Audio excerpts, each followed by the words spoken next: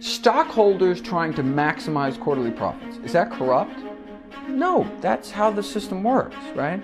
The system is set up to incentivize the selling of junk. Is broccoli pure profit? No, it's perishable. Produce goes bad. It's like you want profit, it's the worst thing. You want something that's shelf stable. You want the Twinkie that sits on the shelf for weeks, right? You can make money off of that. Last year was a massive year for Team Gregor. Your book, How Not to Die, was a New York Times top 10 bestseller. How does it feel to have helped so many people? Yeah, and in fact, right now, 20 months later, it's a top 10 New York Times bestseller. I mean, that's extraordinary. I mean, I knew it would always appeal to those who appreciate my work, but the fact that it's had such a kind of a really mainstream impact, it's had kind of become more of a kind of cultural phenomenon. That's really exciting, and it just shows that people are hungry for this information. People want to make evidence-based decisions about the health of themselves and their families, which of course makes sense. Why do you think there's such an appetite for this information? Well, I think there's such a corrupting influence of commercialism within the field of nutrition, medicine broadly. But it's like, who can you trust? You get conflicting messages all the time. And they always seem to be, so the dairy industry will tell you to eat dairy, and the egg industry will tell you to eat eggs, and they, have their own studies that they fund to put out, and they pay off journalists, and they, and so that's where nutritionfacts.org came about. But frankly, there should be 20 nutritionfacts.org. There's about 100,000 papers published on nutrition in the peer-reviewed medical literature every year. Our team can read as many as there's just tremendous amount of information out there. What about fitnessfacts.org? What about sleepmedicinefacts.org? I mean, someone says some new fitness routine is good for you. Is that because they're selling it or accrediting people on it? Or is that because it's really true? And the reason that they're selling it is because they found it so useful. Like, you never know. That's what's so frustrating. Is it true or is it spin? And so that's why I do what I do. And who do you think has more influence over the medical industry, the pharmaceutical industries or the animal agricultural industries? Oh, well, Big Pharma, obviously. This is their whole shtick, right? I mean, by definition, you can't get most of Big Pharma's drugs, even though now they're in supplement industry and over the counter. You can't get most of the drugs unless they're prescribed by a doctor. So, their whole economic model is to, convince doctors to prescribe not just any drugs, but their particular drugs. And there's been lots of great books and exposés written about the slimy things many of these drug companies do. So that's the direct influence. Doctors aren't really getting many nutrition messages at all either way. But it's interesting, when people, I talk about the lack of nutrition education and medical education. And say, look, less than a quarter of medical schools have a single dedicated course in nutrition. And so people are like, we got to get more nutrition in medicine. If it's evidence-based nutrition, absolutely. But if they're going to get, what the dietitians are getting, right? Dietitians, that's all they do. They go through years of just nutrition education, but they come out no more. They come out being able to, mix TPN orders, which is like IV medications, but they don't know clinical nutrition, disease reversal nutrition. Why? Because their materials are written by the Dairy Board and by you go to these conferences and it's sponsored by McDonald's and Coca-Cola. And that's what's influencing their education. So, if by more medical education for physicians, it means some Coca-Cola sponsored seminar, I'd rather them not hear it in the front. I'd rather have the less nutrition education. What we need is more evidence-based nutrition education in medicine and everywhere else. What is the most striking example of biased research you've ever seen? Probably the industry that has really the worst track record. It would probably, there was that beef study, the BOLD study, the beef study and the eggs. So National Academies Beef Association funded this so-called BOLD study. And then the Egg Board continues to fund these really slimy, they basically construct the the study design in a way to get the result they want. And, I mean, it's just obvious. I mean, well, it's obvious to anyone who knows, but it's not obvious to someone just reading the paper. It's like, oh, this isn't a problem. But then you see how they did the study and you recognize the biology and you realize, oh, that's outrageous. Should never have been published. I mean, it was just this blatant attempt at trying to mislead the scientific community. When we learn about some of the misinformation and false research, do you agree that it makes us think the whole system is corrupt? Well, see, corrupt is the wrong word. It's not, it's just the way the system works. Like, okay, stockholders trying to maximize quarterly profits. Is that corrupt? No, that's how the system works, right? I mean, the president of Coca-Cola doesn't have some secret villainous plans to make kids obese. I mean, they're just not thinking, how can we make kids sicker? What they're thinking is, how do I maximize profits for my shareholders? That's the system.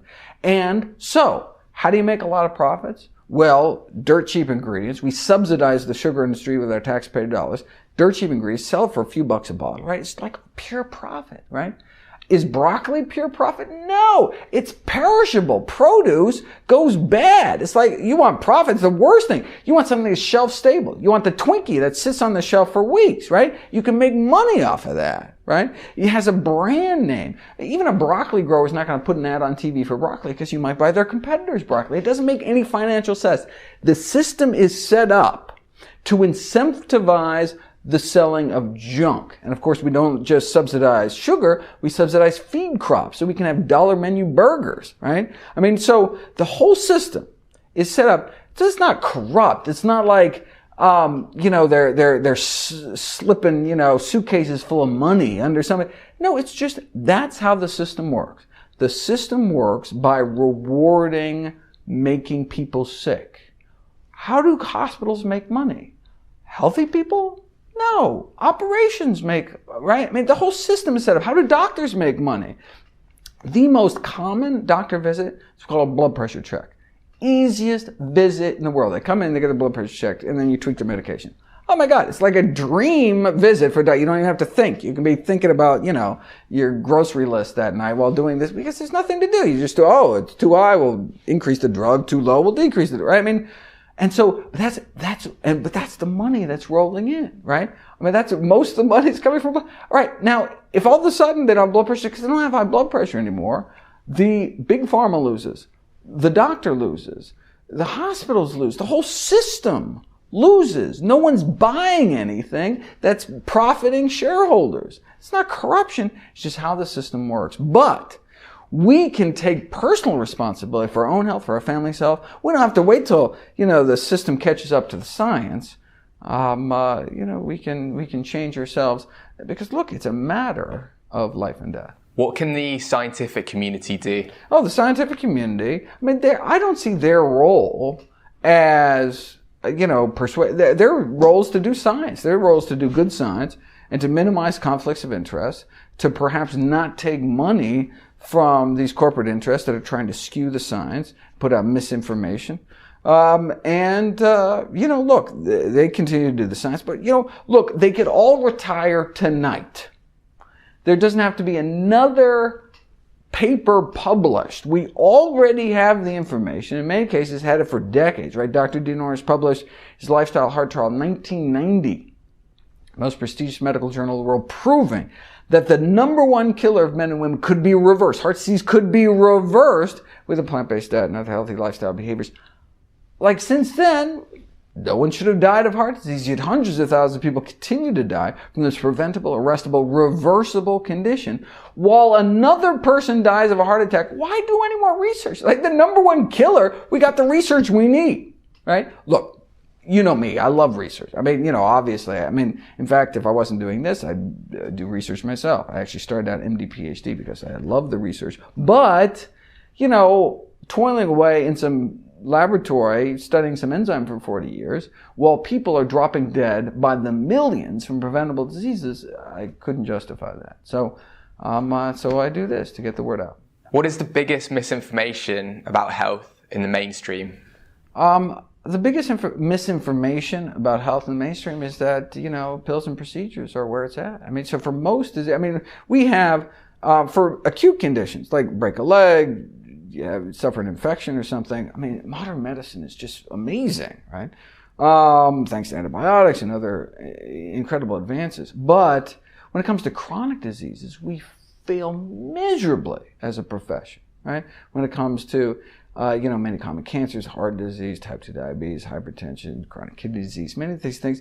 I mean, what we have to offer may have little or no benefit or even anti-benefit, right? We kill 106,000 Americans every year through, adverse drug reactions, basically, from side effects from prescription drugs. So, doctors are, in effect, just from that stat alone, the sixth leading killer in the U.S., right, is the medical profession.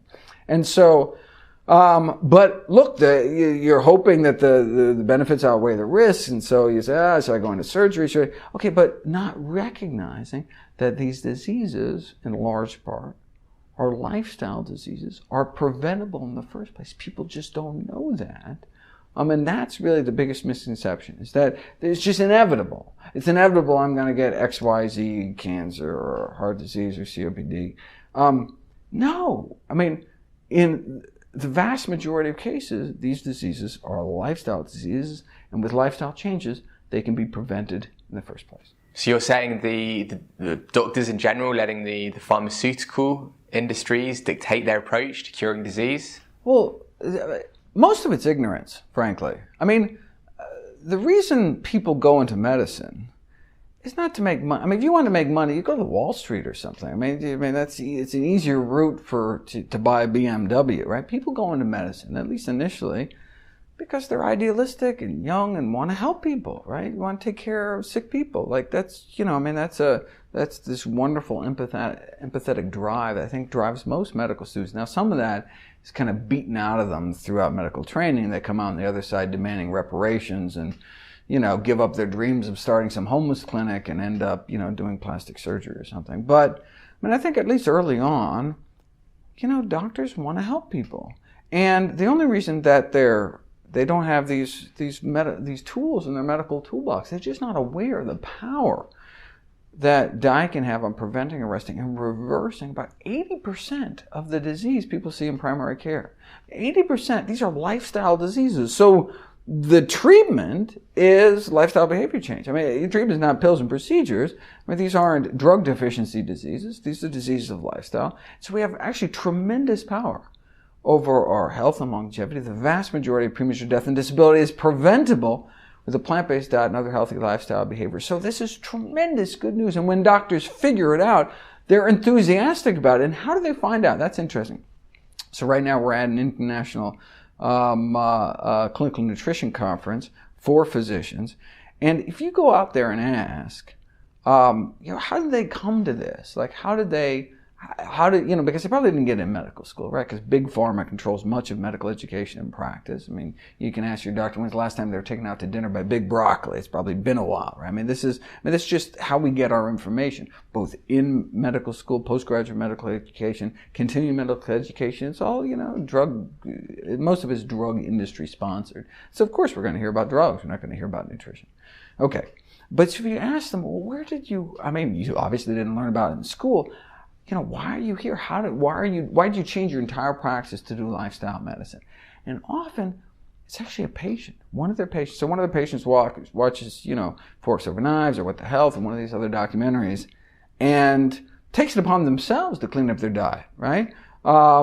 Just like, getting a, smoking cessation message. They say, I'm going to quit smoking. So they don't even tell their doctor. All of a sudden, they see their doctor 6 months later for whatever, a blood pressure check or something, and all of a sudden they've lost so much weight and they feel better, their blood pressure's down. In fact, the blood pressure may actually be too low if they continue to take pills, and all of a sudden you're treating the cause and they don't have high blood pressure anymore. It can be dangerous. Drop their blood pressure is too low. So the doctor has to wean people off these drugs. They go back to the doctor and say, wow, what's happening? You don't need these drugs anymore. Cholesterol is fine. Let's wean you off these drugs. We're not putting you on these drugs or cancel the surgery. What did you do? And the patient's like, I saw this documentary, I read this book, or I saw this website and heard about this, and tried it and it worked for me. And that's really the convert. And so it's ironic. So I talk to these doctors, right?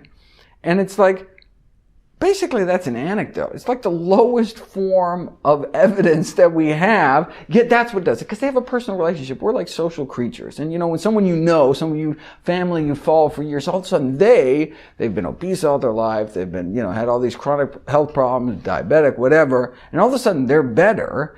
And people with chronic disease aren't supposed to get better, right? Basically, you get worse, worse, worse, and you die. That's kind of the traditional trajectory for most people with chronic disease. All of a sudden, someone's getting better. What are they doing?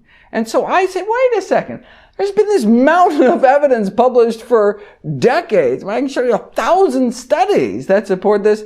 But somehow, the stack of studies doesn't quite, we aren't rational creatures, right? People just don't, aren't thinking that way. And it's that personal story that actually turns them. And they do this. And that just so frustrates me because I've been telling you about the science forever. And it's this one person that all of a sudden comes along. I mean, what about a randomized controlled trial where we have hundreds of people? I mean, that should be much more convincing than one person, right? But on the page is numbers. Right? It's graphs, right? So what does it mean that X many percentage of people stopped taking, was able to stop taking insulin for their type 2 diabetes or something like that? So each one of those is a human story. People one of those is someone who's not going to get their leg amputated, not going to go blind, not going to go on dialysis. I mean, that's really, but I don't think people don't read, they don't make that connection. But when I read papers, that's what I see. I see the human lives that are affected by these remarkable interventions, and I'm just trying to get this information out there as much as I can. Yeah, I just briefly want to talk about the What the Health criticisms. What do you think of them? What criticisms specifically? Well, a couple of blogs, for example, have written that the film provided a narrow view of the science with cherry-picked studies. How do you, as a medical doctor, refute this? Well, so this charge that, someone's cherry-picking studies. So, for example, like with heart disease, number one killer here in the States, there's only one diet ever been proven to reverse heart disease in the majority of patients, right? And so it's not like we just picked this one study. It's hard to cherry pick when there's only one cherry, right? It's never been shown, right? The only diet that's been shown to, improve mood in these randomized control trials or reverse heart disease. So it's not like, we're not showing all the ones where the low carb diet also reverse heart disease. No, they don't exist. That's what's critical, right? And so it's not cherry picking if there's only one cherry. That's, I think, the most critical point to make to that. And look, you have a study. You have this unicorn study that supposedly shows you put people on bacon and eggs and in the majority of their heart disease disappears. I will do a video about it that day. Because people need to know that. It doesn't exist. Right? So it's not like I'm cherry picking. I'm cherry picking only the science that exists in this universe. What do you say to people like Ben Goldacre who say it's really, really hard to get good nutrition data just because of the way it's not like with drugs where you can do blinded studies where it's one drug or the other drug and they don't know. Like ideally you'd want to put people on just fruits and veg or meat and processed meat, but you can't do that. There have been randomized controlled trials of diet. You put people on different diets and see what happens. That's what Ornish did in the Lifestyle Heart Trial. You can randomize people to a plant-based diet and have their heart disease go away. What else do you need? Well, that study, for example, included exercise and certain people put on statins. So what I'm trying to say is with diet research, it's not as black and white. In both groups, right? But on one group, they did the lifestyle changes, and the other group, they didn't do the lifestyle changes, right? So like the science is in. Now, what else do you need, right? What was your take on like the mainstream narrative which says the Mediterranean diet is optimal for health? So look, if you ask, so when you go to, one of these big mainstream medical conferences like TEDMed or something, you talk to people, look, they should know. They're smart people, right? Usually heads of departments. And I say, what's your take on the Ornish, body of work, right? Which is decades old now. And no one questions the veracity, the rigor of those scientific trials, they say, oh, patients aren't going to do it. Oh, yeah, I know. Yeah, we can reverse RC. Yeah, my patients won't do it. I can't even get my patients to stop smoking. They're never going to do it. I'm not even going to bring it up. What a patronizing attitude. That's not your decision to make. You're making the decision for your patients that they're too weak, they're too whatever, they're not going to do it. So I'm not even going to give them the option. So I'm just going to tell them, yeah, open heart surgery, whatever. Not say, oh, well, yeah, there's also this thing where you can eat yummy food and also reverse your disease, right? And part of it is because then the next question is, how do I do it? And they, in their state of ignorance, they may not know, may not be able to counsel patients, but they know how to counsel patients on surgery and drugs. I mean, so that the studies aren't questioned. It's the compliance that no one's going to do it. It's easier to take a pill. Yeah, it's easier to take a pill, but the pills don't work as well as right. So it's not just safer and cheaper plant-based diets, but can work better than the best mainstream medicine has to offer. And what can we do to get people in positions of power to take meaningful action? You just have to share the information. You just have to get this information into in front of people. I mean, that's the most important thing. Ignorance. I think many of us in the movement be like, oh, everybody knows that processed meat causes cancer, right? Everybody knows. The World Health Organization did it. It was in my inbox for weeks because everyone's sending me all these. No, I bet you did a study. I bet you do a public survey. Does bacon cause cancer? Does, lunch meat, deli slices, turkey slices, sausage, does that cause cancer in human beings? Do we know that it causes cancer? What percentage do you think, people? I bet it's low. Look, even if it was 90%, and there's only 1% that didn't know, we got our work cut out for it. But I bet it's, 1 in 5, something like that. The majority of people don't know that the IARC, the official body that determines what is and is not carcinogenic, right? So what else do you need? The most prestigious medical body in the world when it comes to cancer says processed meat, category 1 carcinogen. We are as certain that processed meat causes cancer that plutonium causes cancer and asbestos causes cancer and cigarette smoke causes cancer. Done. No scientific debate, right? That's the consensus. So what do? We got to get in people. Why isn't it on everybody's website? Why isn't it everybody, why aren't we telling people about it? Or why do we keep feeding it to kids in school? Like a little carton of milk, a little carton of cigarettes. What? What are we doing, right? It's ignorance. Now, in our little plant-based world, it's like, oh, everybody knows that. And so why aren't they doing it, right? No. Go out into kind of the mainstream. People don't know this. They're not on nutrition websites. They just don't know that they could be harming their children. But why have there not been any or many large randomized control trials, Dr. Greg? It's 2017, Dr. Greger. First of all, who's going to fund them, right? So the reason that drug companies have these huge, they can literally spend billions with a B dollars to do studies because they're going to recoup that cost. The number 1 best-selling drug in human history, Lipitor, right? This cholesterol-lowering statin drug, right? Bringing in tens of billions of dollars. So you can spend $1 billion because you're going to recoup it, right? But you're going to put $1 billion to get people to eat broccoli? Who's going to pay for that study? And so there's a problem with paying. Now, my answer is we should crowdfund studies. I think it'd be great. Someone comes up with a good study design and says, look, okay, I want to take, metastatic breast cancer patients, right? I want to randomize them, one plant-based diet and the other, some other kind of diet or whatever, right? And just see who has improved survival. Who has lower recurrence rates? Why isn't that study being done? Yes, it's expensive, but who wouldn't chip in $10 just to see, because you want to help people, because you maybe know somebody with breast cancer. In fact, cancer charities, in fact, chronic disease charities in general, where they're talking about the Lung Association, these are really wealthy organizations. Why? Because people give to them because they have a family member or something getting sick. And they're like, well, I want to, help out other people with this kind of condition. Okay, here we go, right? Why don't we crowdfund science?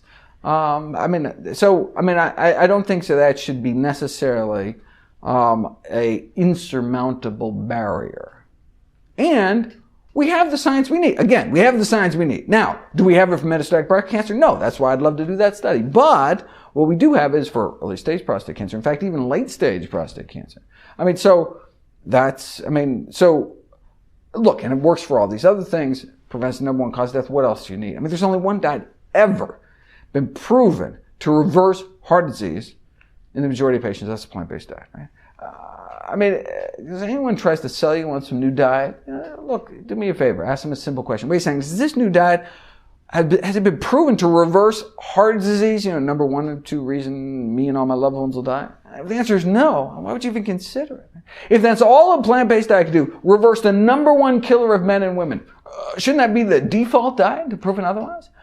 And the fact that it can also prevent, arrest, and reverse other leading killers like type 2 diabetes and high blood pressure would seem to make the case for plant-based eating simply overwhelming. What can't a plant-based diet help? Tons of stuff that it can't help. I mean, the amount of research we have, how many diseases are there? Thousands, right? How many diseases have been proven to be reversed with a plant-based diet? Handful, right? I mean, we just don't have science. But it's like, even if a plant-based diet, there's no data to suggest it works for disease X, well, you still eat a plant-based diet because bad enough you got X. You don't want to have X and 10 other things, right? And look, it's the leading cause of death, right? I mean, it's number one reason. I mean, so of course you'd be on a healthy diet regardless, right? It's like, does stopping smoking help me with fibromyalgia? Well, there probably is data on that, but let's say there's no data. There's never been a study that looked at smoking cessation fibromyalgia, right? So would you say, yeah, don't worry about stopping smoking? You say, look, it may help, it may not help, but you stop smoking because it's not good for you, right? I mean, there's other things, right? How about fibromyalgia and lung cancer? How would you like that, right? That'd be worse, right? So you don't smoke, whether or not it directly helps disease or not. And is there any evidence to show that a plant-based diet can treat or help or even prevent infectious disease? Oh, well, I mean, infectious diseases have different causes. And so certainly there's studies, for example, showing that if you take older men and women, 50s, 60s, 70s, you randomize them into 2 groups. One, you give them more fresh produce, more fruits and vegetables. You can significantly boost their protective antibody response to pneumonia vaccination compared to those that don't. So you can improve their immune function. Now, does that translate out into lower pneumonia rates and disease endpoints? We don't have that data. That'd be more good studies to do. And what do you want your legacy to be? My legacy is getting this out to people. Seriously, as soon as people are exposed to this information and understand it's from a credible source, then it's totally up to them. And I'm going to leave it to other people. Other people can be like, let me show you how to make good recipes. Let me show you how easy it is to go out to eat. Let me show you, this is what to make your potluck, right? Okay, all the kind of how, look, as long as people have this understanding, that's as far as if as soon as everybody in the world knows the truth, what is the truth? I'm retiring. I am going to be on some desert isle drinking kale smoothies on the beach. What is the truth, though, for people tuning in and they can only listen for 30 seconds? 30 seconds. The number 1 cause of death, the number 1 cause of disability, according to the Global Burden of Disease Study, the biggest study of disease risk factors in human history, funded by the Bill and Melinda Gates Foundation. Number 1 cause of death, number 1 cause of disability is our diet. Here in the States, cigarette smoking not only kills about 500,000 Americans every year, whereas our diet kills hundreds of thousands more.